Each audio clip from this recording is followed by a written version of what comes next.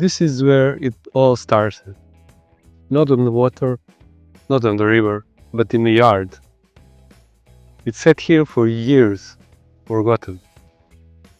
People walked past it every day and saw nothing worth saving. To be honest, I almost did the same.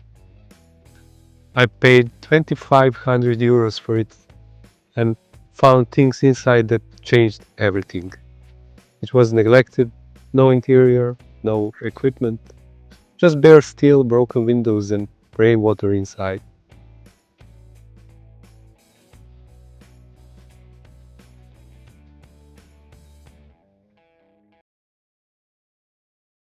I never planned to do this, and I never planned to restore boats. I grew up by the river, and I always wanted a small cabin boat. But this isn't my first one. It started small. A neglected boat sitting in the yard. I fixed it, used it whenever I could.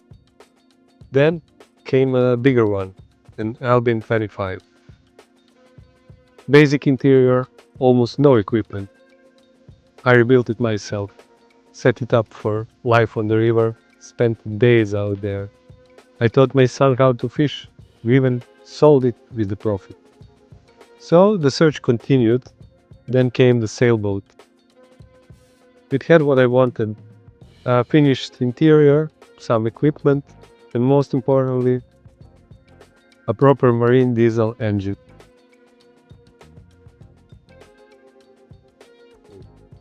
I spent countless hours restoring every system, the engine, the shot line, all of it by myself. But time passes. My son grew, we carried more gear, we needed more space, so we sold the sailboat and started looking for something bigger.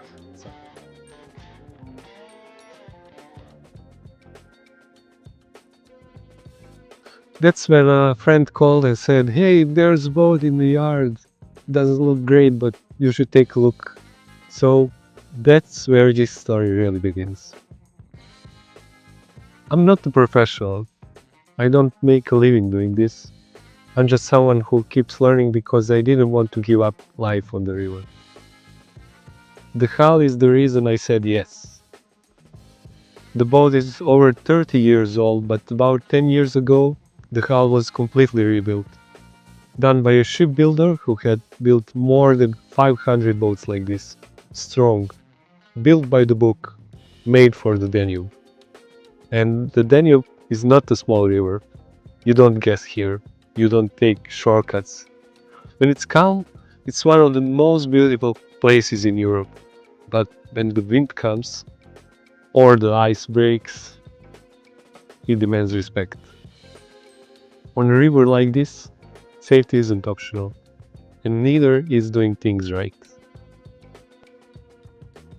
Before moving forward, I had to stop the damage. That part isn't exciting, but it's where expectations begin. And then I found this, a baby Blake Marine head. I had no idea what it was, so I asked the thinking box and I couldn't believe the answer. It turns out this toilet alone might be worth almost as much as the boat. I paid 2,500 euros for the boat, sold old parts I didn't need, made about 550. And this, on the right website, it can sell for 1,800 to 2,500 euros. Sometimes the thing everyone ignores changes the whole story. So here's the plan. We don't have one. Actually, we should stop water from getting in. Then we should sand the hull, protect the steel, and seal everything with epoxy. And one day we'll have the shiny bilge. The ceiling survived, the insulation too, and windows had to come out so the steel gets prepared. Slow and careful work, but this is how it starts. Let's see what happens.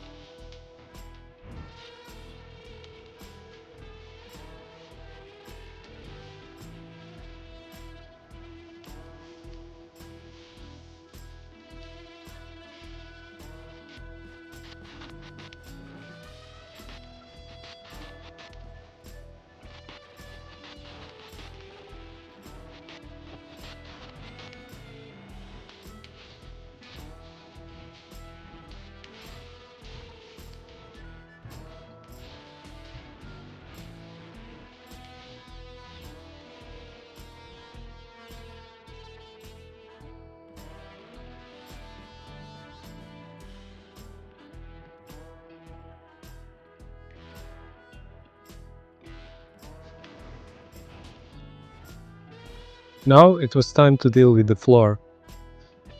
I sanded the entire bottom with a grinder, and the dust was so thick that the military gas mask was the only option. 3 days, 8 hours a day, just me and the grinder. By the end of it, the steel was finally clean, no corrosion left. After that, everything was degreased and the steel was treated with a rust converter. Then I sealed it with epoxy primer. This is the part you don't see later, but it's the part everything depends on.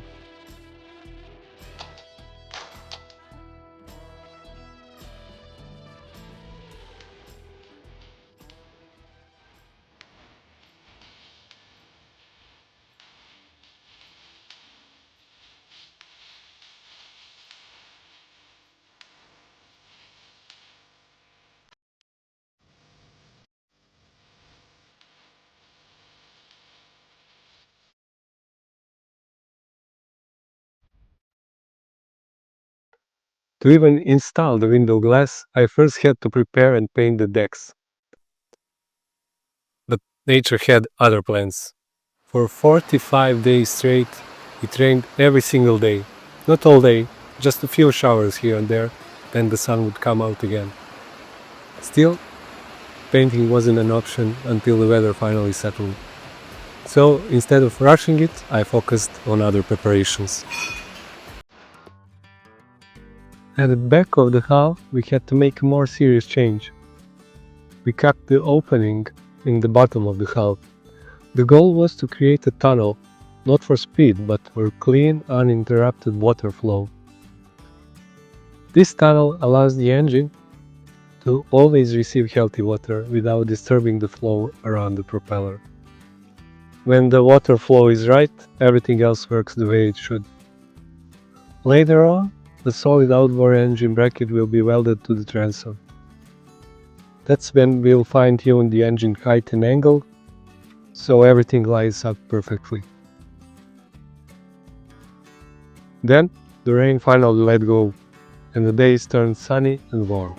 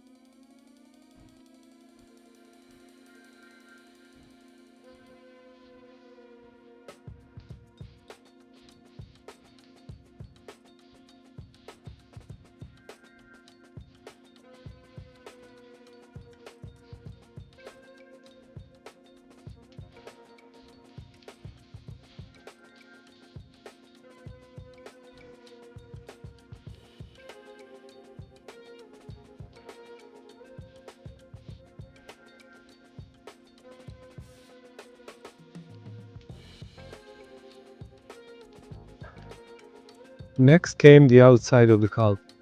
Structurally, it was already in great shape. It didn't need repairs, just a refresh. Well, and the color change. I started with the light sanding, just enough to give the new paints something to grip. After that, everything was carefully degreased, clean surface, clean start. Then came the first coat of white. The first two coats looked almost transparent. For a moment, it felt like this might take more phases than planned. But the third coat, that's where it came together. Even, solid, clean.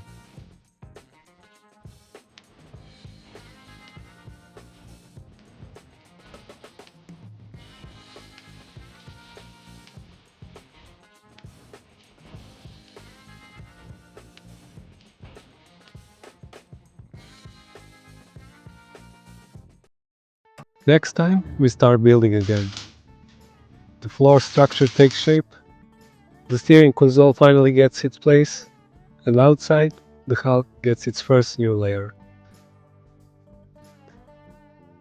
This is just the beginning. There's a lot of work ahead, but the boat is finally moving in the right direction. If you'd like to see where this goes, feel free to subscribe. I'll see you on the river next week.